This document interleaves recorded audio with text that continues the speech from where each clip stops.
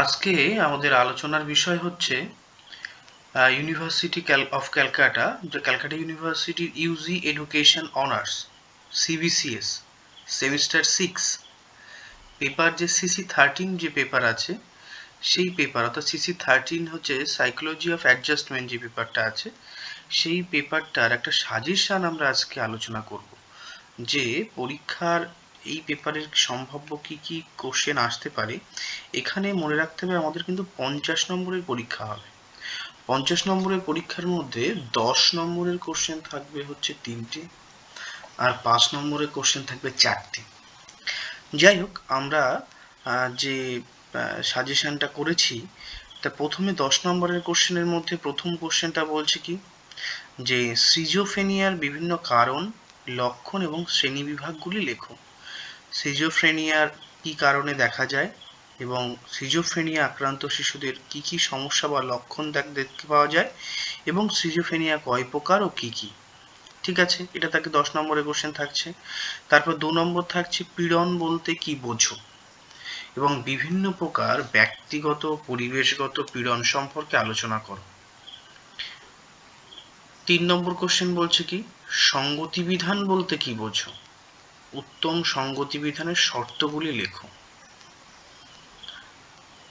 4 নম্বর question বলছে প্রজ্ঞামূলক ও আচরণমূলক চিকিৎসার সংক্ষিপ্ত ধারণা দাও। আর 5-এর যে কোশ্চেনটা আছে সেটা কি বলছে, অবসাদগ্রস্ত ব্যাধি সম্পর্কে সংক্ষিপ্ত আলোচনা করো। এই যে 5টা 10 নম্বরের কোশ্চেন আমরা এখানে বলছি, এই 5টা কোশ্চেন খুবই ইম্পর্টেন্ট, এবং এই 5টার মধ্যে আমরা 3টে কোশ্চেন 100% কমন পেয়ে যাব। মানে 100% বলে কিছু হয় না, তবুও আমরা বলতে পারি 99.99 এখান থেকে কিন্তু এই 5টা কোশ্চেনের মধ্যে 3টে কোশ্চেন আসার সম্ভাবনা প্রবল। এইবার আসি আমরা 5 নম্বরের কোশ্চেনে। 5 নম্বর কোশ্চেনে আসি, সেখানে কি বলছে, প্রথম কোশ্চেনটা বলছে অপসঙ্গতির যে কোনো 5টি কারণ লেখো।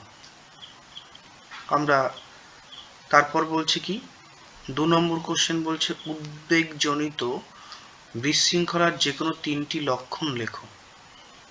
3 নম্বর কি বলছে, ব্যক্তিত্বের বিশৃঙ্খলার যে কোনো 3টি প্রকারভেদ লেখো। খুবই সোজা, পরপর দেওয়া আছে। এখানে আছে তারপরের কোশ্চেন বলছে কি, DSM-5 সেকশন 2-তে উল্লেখিত যে কোনো 5টি ব্যাধির নাম লেখো। নেক্সট হচ্ছে 5 নম্বর বলছে সঙ্গতি বিধান ও অভিযোজনের মধ্যে পার্থক্যগুলি লেখো। এবং 6-এ বলছে কি, পীড়ন দমন করার বিভিন্ন কৌশলগুলি সংক্ষেপে আলোচনা করো। 7 নম্বর কোশ্চেন বলছে মনোসমীক্ষণ সম্পর্কে সংক্ষিপ্ত ধারণা দাও। এবং 8 নম্বর কোশ্চেন বলছে বস্তু নির্ভর মানসিক বিকাশ সম্পর্কে সংক্ষিপ্ত টিকা লেখো। যেহেতু আমাদের 4টে কোশ্চেন আসা সম্ভব, 4টে কোশ্চেন আসবে 5-এর, সেহেতু আমরা এখানে 8টা কোশ্চেনের সাজেশনে রেখেছি। এই 8টা কোশ্চেনের মধ্যে আমরা 4টে কোশ্চেন একদম পাবোই পাবো, আর এদিকে আমরা এখানে যে 5টা কোশ্চেন দিয়েছি, এই 5টার মধ্যে 3টে পাবো, অর্থাৎ 30, আর এদিকে 4টে পেলে 4 5 20 হচ্ছে 50। এখানে কিন্তু এই পেপারে কিন্তু কোনো 2 মার্কসের কোশ্চেন থাকে না।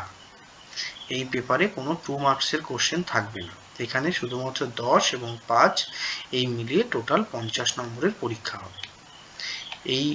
যেখানে এই সাজেশনে যে কোশ্চেনগুলো আছে সেগুলো সবাই ভালো করে দেখে যাবে।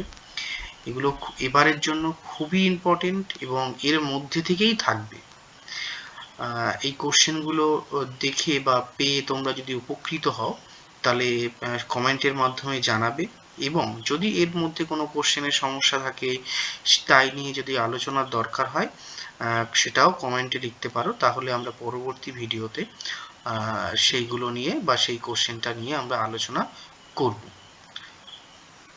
যদি ভিডিওটা ভালো লেগে থাকে এবং এই কোশ্চেনগুলো পেয়ে তোমরা উপকৃত হও, তাহলে অবশ্যই চ্যানেলটাকে সাবস্ক্রাইব করে দেবে এবং লাইক করবে। ধন্যবাদ।